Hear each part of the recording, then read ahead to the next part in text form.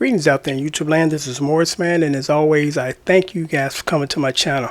Today I'm going to do a pretty interesting video, and it's entitled Artists Who Have Recorded Songs That Was Not in Their Key. It's meaning that you're a singer and you're singing out of your range, and it's quite obvious when you do that because you're straining. And the first song that comes to mind, and this is the most extreme one, is this had to come out probably in the early 80s. It was called Very Special by Hubert and Deborah Laws. I think Deborah Laws is Hubert Laws' sister. I could be wrong, but I think that's the case. And they sang a duet, which I thought kind of strange. Who sings a duet, a love ballad with your brother or your sister? But anyway, first time I heard that song, I'm sitting there listening to it. And I had a hard time getting through it because I'm sitting here listening to Deborah Laws just straining through that song. And I'm saying to myself, did anybody doing a recording session realize that she can't sing in this key comfortably? I mean, it was just terrible. You know, and this is not a negative statement. And it's just fact. It's like this is not her key range. And nobody determined that or said, let's try a different key range or whatever. But it didn't work. I have a hard time listening to that song to this day because what happens to me in my brain when that song is going on is I'm listening to the notes that she should be hitting comfortably, and in my mind I'm trying to hit those notes myself, and my throat gets to start hurting. And that's the only song that actually my throat starts to hurt when I listen to it because I'm like, she's straining, and this is the note she should be in comfortably.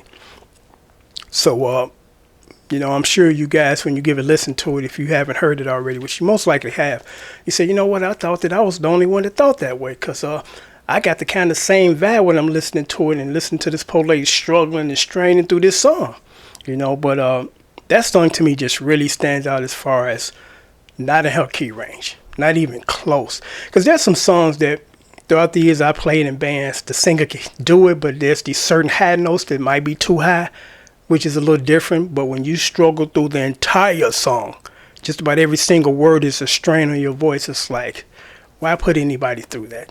But that's my number one list.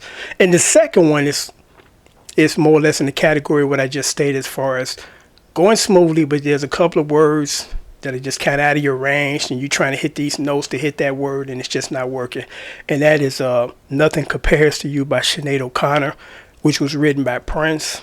Everybody made a big deal about that. Well, it doesn't great about that song anyway. But anyway, when she says nothing, when she's doing the chorus, nothing compares to, and then the word you, strain, it sounds terrible. And it's like, this is definitely not in your range. I mean, what could have been done for that particular song is, melody-wise, they could have took those specific notes that were high and made them mid-range or lower. And it would have worked, as opposed to, well, I ain't even gonna try to give an example of hitting that note and it's off. But you know what I mean. When you've heard that song by Sinead OConnor, it's like, it's kind of out of her key range too. And I've heard her sing other songs, and she's not a bad singer. It's just that song is out of her key range. And the last one, it's not exactly a song, it's a series of songs. And this artist is one of my favorite artists, producers, arrangers, Babyface. Whip Appeal. Near the end, he does, I guess, vamping out. Now, to me, the masters of the vamping out was Teddy Pendergrass, R. Kelly, vamp out real well. Stevie Wonder, just to name a few. You know, at the end of the song, he just kind of cutting loose and just going. And Babyface doesn't have the range for that, because in the song Whip Appeal at the end, he's vamping out, and it's like he's straining. And it's like, this is not in your key range either. Now, out of all three of them, the brothers that was in a group called After Seven, Kayvon, which is the youngest brother, the best singer out of the lot. But of course, Babyface obviously is the best songwriter, producer. But the majority of the Babyface ballads at the end, where he kind of cuts loose, it's like kind of out of his range, and he's kind of straining too. But I just thought I would post this video, you know, something interesting that, you know, most people don't talk about or speak about, but, you know, it's like, wow, I thought the same.